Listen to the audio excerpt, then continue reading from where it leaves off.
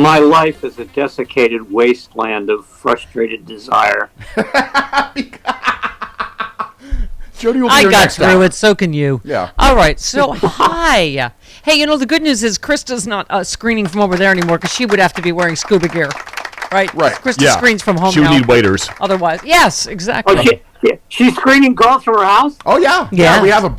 Yeah, you guys are under siege out there, but A little bit. yeah. Oh, I just got a CNN news alert that says deadly relentless weather is battering California. It is. Yes. Thank you, CNN. Confirmation. Yes, we have. Let's just say roof, deck, and what else did we decide? Foundational issues. Yes. Yeah.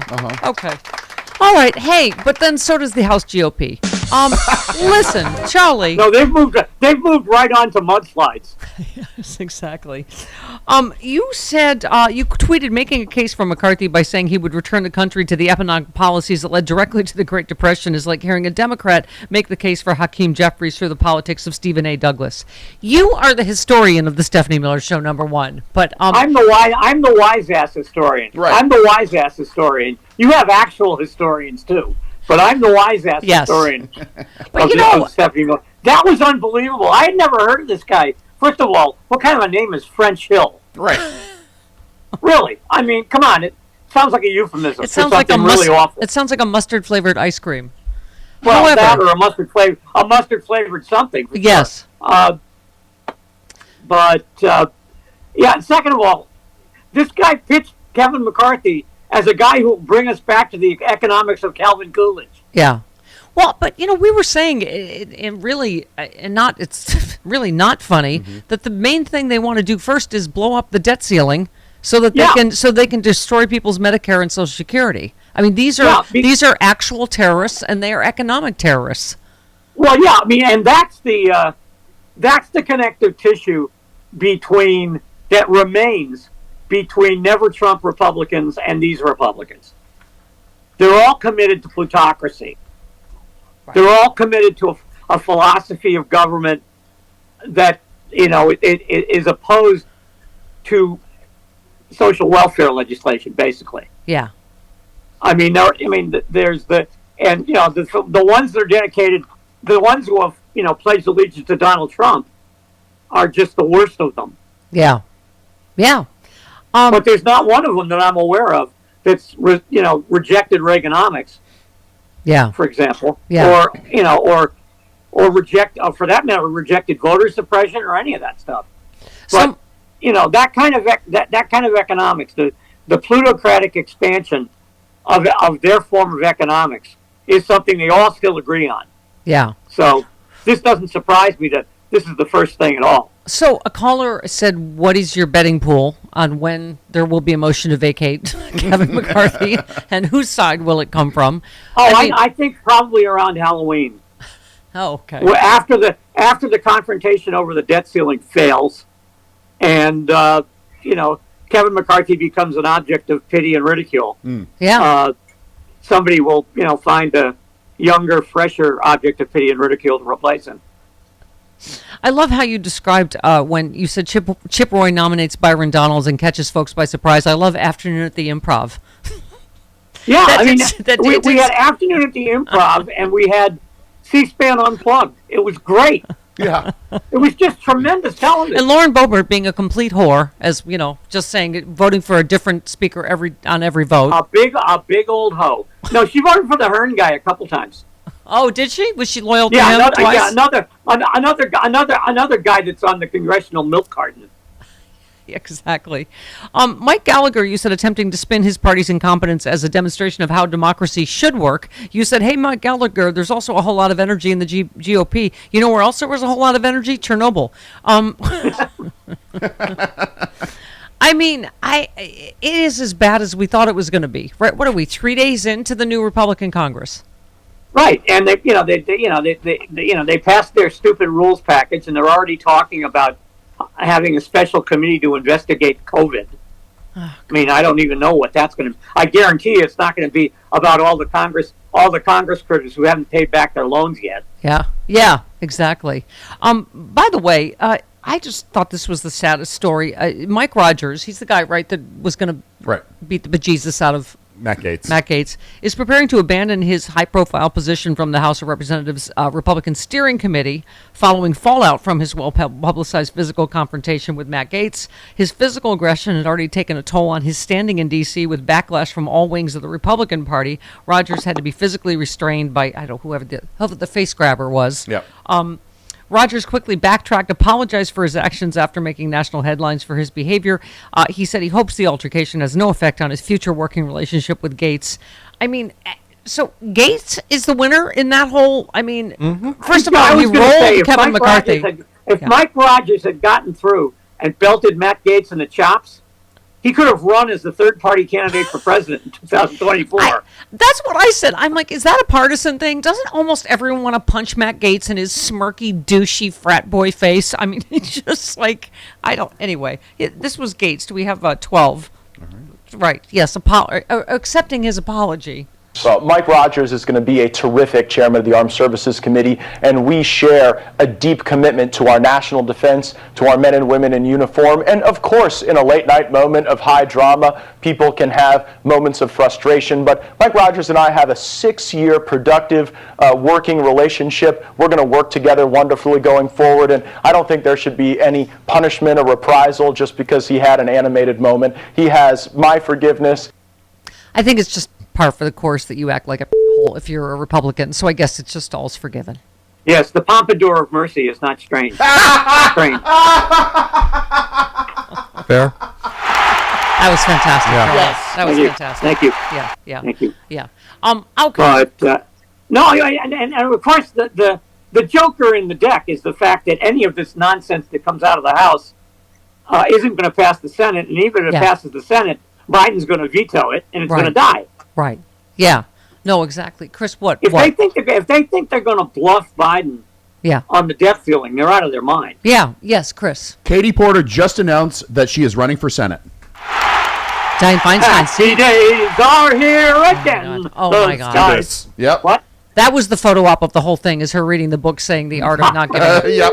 She's going to be running for U.S. Senate in 2024. Oh, that's fantastic news. Now, that's the Di-Fi seat, right? Yeah. Yeah. Who else's possibility, do you know? No, I mean, I think, Schiff has also been rumored, but Well, last time Kevin De Leon ran against her, but I don't think that's going to happen. Who? Kevin De Leon ran Kevin against De her last Leon time. I don't think that's going to happen. Has had some issues as of late. Yes. What about Michigan, Debbie Stabenow stepping down? What do you, we were saying Well, that. the Michigan Democratic Party's got a deep bench. Yeah. Well, and also, I think Pete Buttigieg just moved there. He's saying it was because of in-laws. On top of everything else, Pete Buttigieg moved there, Yeah. That could be a spirited primary. Yeah. And you know that the Michigan Republicans are going to burp up some crazy person. Yes, they are. They always do. Yeah. Charlie, what? So it's going to put Gary Peters in kind of a tough position. Yeah. Because he just re-upped as the head of the Democratic Senate campaign committee. Yeah. I would assume he would have to recuse from being involved in that race. Yeah. So Charlie, we've been talking all morning about this, Biden document scandal that is, of course, 24/7 on Fox News. I mean, I am not a legal expert. I don't know why it seems like justice is taking so long. I know that we have a couple stories this morning of, apparently DOJ stepping up the investigation of both Mar-a-Lago. Rudy Giuliani got subpoenaed around the J6 funding and all that. But this is what's going to happen, right? They're going to try to, muddy the waters as much as they can, investigate the investigators of J6. They're going to make a big deal out of clearly what was inadvertent. This Biden thing is not at all the same as Mar-a-Lago, right? They're going, where's his raid? Well, they don't have to do a raid because he told them right away and gave them back. And not only that, but the documents are back where they belong. Thank you. I mean, the National Archives said, give them back to us, and they said, sure. Right. I mean, these weren't, stuck up behind the rakes and the chlorine tablets in the pool shed. They were hanging around in the desk, as far as I know. Right. And as soon as they were identified, the National Archives was informed. The National Archives said, "What do you say you bring them over?" And the Biden people did, and that was it. Yeah. But I just think this is why we need some actual justice from the actual Department of Justice before, these ridiculous things get launched in the House. They're going to make an even bigger deal out of this Biden document thing and say it's exactly like Mar-a-Lago, right? Yeah, I mean they're going, and they're going to fool people into believing that it is. And I mean, when you see the leaks that start coming out of these investigative committees, yeah, it's going to be. I hope Anthony Fauci has wonderful lawyers. I really do, because he's in for a miserable couple of years. Yeah. What was I? Oh, what was I? I was reading a Lori Garrett tweet, though. I mean, and we were talking about Diamond and Silk dying, presumably of COVID. As we know, that's what she was hospitalized. I didn't know that, really? Yeah, she did. Yeah. Well, it's not confirmed it was COVID, but Right. she was hospitalized with COVID over Thanksgiving. So, anyway. But my point is that this is part of Lori Garrett was tweeting about it. I can't remember. I got to find the number again. Some huge difference in the number of Republicans that are dying of COVID because of this anti-vax information, such as it was being put out by people like Diamond and Silk. That kind of like reassures me, to be perfectly honest with you, because it shows that they're not making any converts to it. Yeah. Basically, they've tapped out the number of people who are willing to believe their crap on this. Yeah. And okay, fine, but yeah, I didn't know that about Diamond there. That's no, it's of course sad for her family and friends. I mean, it does stretch my compassion a little bit, but it's a terrible way to go. Yeah. And I would imagine she had, underlying health issues too. Sure. Yeah. It was just here. I was finding this analysis. The classified documents recently discovered in Joe Biden's items and storage office. There's a stark contrast with Trump. On the same day the material was discovered, November 2nd, the White House counsel's office notified the National Archives, which took possession of the materials the following morning. This is Bradley Moss explaining this right here is the difference. They immediately cooperated.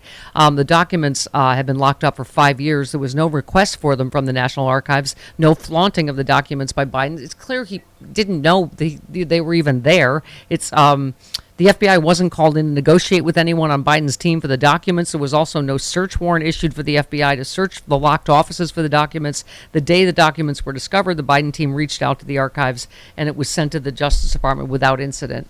And Allison Gill, our friend, said no crime, very unlike the ones found in Trump desk, commingled with non-classified, having lied about having them. If you can't grasp the difference between finding improperly stored classified documents that you immediately turn over to NARA versus obstructing and lying in federal investigations regarding improperly stored classified documents, I cannot help you.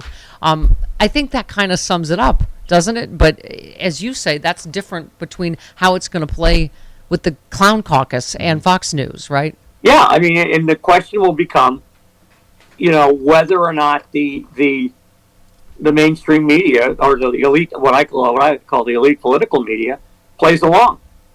And right now, I mean, there were a couple of there was a panel on CNN and a couple of stories in the New York Times and the Washington Post that handled the original story very badly. Yeah.